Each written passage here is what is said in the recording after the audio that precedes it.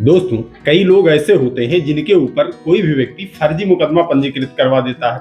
अब जब व्यक्ति के विरुद्ध फर्जी मुकदमा पंजीकृत हो जाता है, तब वह व्यक्ति हैरान परेशान होता है। बाद में 2-4 साल 10 साल मुकदमा चलने के बाद में अगर वह बाइज्जत बरी भी हो जाता है, तब भी उसके पैसे का नुकसान, उसका सामाजिक नुकसान, अनेक प्रकार का उसका नुकसान होता है। तो दोस्तों, लोगों का सवाल ये रहता था कि अगर हम बाइज्जत जाकर बाद में बरी हो रहे हैं तो क्या हमें कंपनसेशन के रूप में कुछ प्राप्त हो सकता है। तो दोस्तों, आइए आज की इस वीडियो में हम यही समझते हैं कि अगर आपके ऊपर झूठा मुकदमा किया गया है और आप बाइज्जत बरी हो रहे हैं तो आपको कंपनसेशन कैसे मिल सकता है।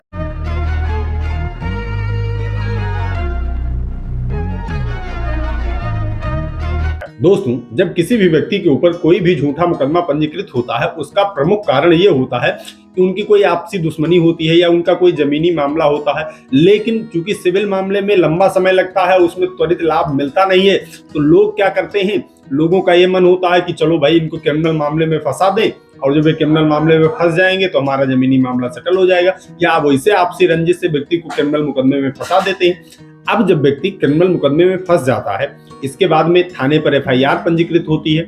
एफआईआर पंजीकृत होने के बाद विवेचना होती है। अगर जिन्होंने शिकायत की है, फर्जी मुकदमा लिखाया, उन्होंने पुलिस को भी मैनेज कर लिया, तो उस व्यक्ति के खिलाफ चार्जशीट भी आ जाती है।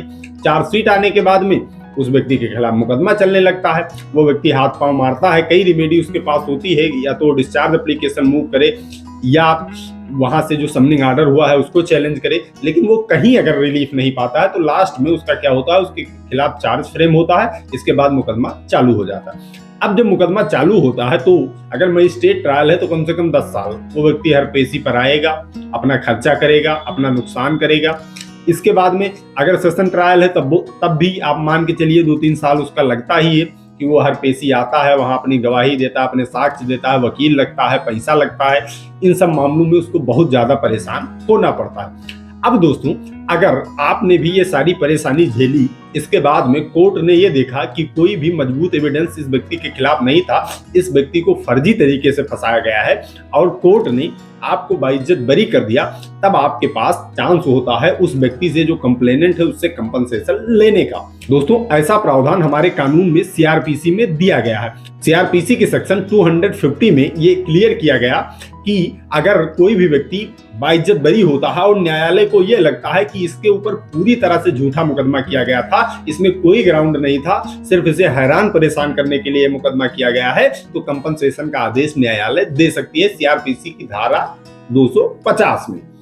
अब दोस्तों, अगर आप बाइज्जत बरी हो रहे हैं तो आपको क्लेम तो करना ही चाहिए, बिल्कुल 100% क्लेम करना चाहिए। अगर आप साक्ष्यों के अभाव में बाइज्जत बरी हो रहे हैं तो आपको कंपनसेशन क्लेम करना चाहिए। आप क्लेम कैसे कर सकते हैं? स्वतः क्लेम नहीं कर सकते हैं। जिस न्यायालय से आप बाइज्जत बरी हुई हैं, जो वकील साहब आपकी पैरवी कर रहे थे, उन्हीं से आपको कहना है, वह इसके लिए आवेदन कर देंगे, और अगर न्यायालय को उचित लगा तो वो कंपनसेशन के आदेश भी दे सकती है और आपका जो नुकसान हुआ है उसकी भरपाई भी कर सकते हैं। दूसरा रास्ता, अगर आपको कंपनसेशन नहीं मिलता है, ये होता है कि भाई शक के अभाव में इन्हें छोड़ दिया गया है, साक्ष्य कम था लेकिन क्लियर नहीं है कि ये अपराधी थे या नहीं थे, इन स्थितियों में न्यायालय कंपनसेशन का आदेश नहीं करती है। अगर न्यायालय कंपनसेशन का आदेश नहीं करती है, तब आप मानहानि का भी मुकदमा उस व्यक्ति के खिलाफ कर सकते हैं जो कंप्लेनेंट है, जिसने आपको फर्जी मुकदमे में फंसाया है। तो दोस्तों, उम्मीद करता हूं कि आप लोगों को स्पष्ट हो गया होगा कि कंपनसेशन का भी रूल है अपने कानून में। भले ही उसका प्रयोग बहुत कम किया जा रहा है, बहुत कम लोग उसका प्रयोग करते हैं, बहुत कम लाभ उसके थ्रू मिल रहा है, लेकिन ऐसा नहीं है कि कंपनसेशन का प्रावधान अपने कानून में है नहीं। तो दोस्तों, आज की इस वीडियो में इतना ही। मिलते हैं अगली प्रॉब्लम सॉल्विंग वीडियो में। तब तक आप सभी लोग अपने स्वास्थ्य का ख्याल रखिए, कानून की जानकारी, अपने अधिकारों की जानकारी इस चैनल के माध्यम से लेते रहिए, मामलों से बच के रहिए। I love you all. जय हिंद, जय भारत।